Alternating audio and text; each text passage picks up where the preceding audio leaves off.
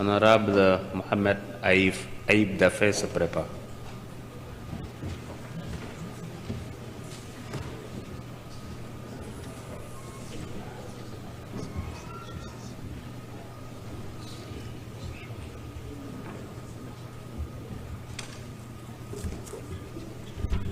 Je vous remercie, Monsieur le Président de l'Assemblée nationale, Monsieur le ministre, mes chers collègues députés. Monsieur le Président, je voudrais commencer par un constat qui n'est pas agréable, mais qui malheureusement nous renvoie à la réalité de notre législature. Nous avons inauguré cette législature par 2 négations. Il y a moins d'une semaine, nous avons radié un collègue député, en l'occurrence Barthélémy Diaz. Et aujourd'hui, voilà qu'on nous demande de encore rentrer dans la négation de 2 institutions de la République. Je pense que pour le symbolisme, pour le formalisme, nous aurions pu inaugurer notre législature par des actes positifs et éviter des actes négatifs. Cela d'autant plus que rien, absolument rien, ne nous dicte l'urgence de procéder ainsi. Parce que pendant que nous le faisons, dans la négation des institutions, dans la négation de nos collègues, voilà que la loi de finances initiale, elle nous attend.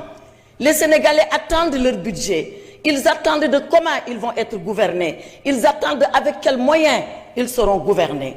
Une loi de finances rectificative également nous attend. Comment avez-vous financé les élections législatives qui n'étaient pas inscrites à la loi de finances initiale de 2024. Voilà les urgences que notre législature avait à régler plutôt que d'entrer dans les négations. Cela était votre choix, nous le respectons, mais nous le déplorons. Cela dit, Monsieur le Président, pourquoi devrions-nous supprimer le Conseil économique, social et environnemental? Et pourquoi devrions-nous supprimer le Haut Conseil des collectivités territoriales? Le Conseil économique, social et environnemental existe depuis 1961. C'est une institution aussi vieille que l'indépendance du Sénégal. Et vous demandez qu'on le supprime. Mais quelle est l'opportunité de le supprimer? On nous dit, et je reprends l'exposé des motifs. L'exposé des motifs qui est d'ailleurs très sommaire dans ses arguments. L'exposé des motifs nous dit, sous ce rapport, le contexte national actuel laisse apparaître le besoin de resserrement de nos institutions. Besoin de resserrement. Il y a des institutions qui sont consubstantielles à l'État. Il y a des institutions qui sont vitales à la démocratie. Il y a des institutions qui sont tout simplement nécessaires pour le dialogue que nous devons avoir, les institutions et les citoyens. C'est le cas du Conseil économique, social et environnemental. Et on l'a dit ici du haut de ce pupitre pour que je ne le répète pas. Je voudrais tout simplement reprendre l'honorable député Tafsir Choy. Qu'est-ce qu'il a raison de dire si le président, si le gouvernement pense que le Conseil économique, social et environnemental n'est pas nécessaire? Qu'a-t-il à recevoir les patrons? Parce que ce sont les patrons d'entreprise, ce sont nos capitaines d'industrie, ce sont les ordres professionnels qui dialoguent ainsi avec la présidence de la République et le gouvernement. Voilà à quoi sert le Conseil économique, social et environnemental. Et dans tous les pays du monde, dans toutes les démocraties du monde, vous retrouverez une telle institution.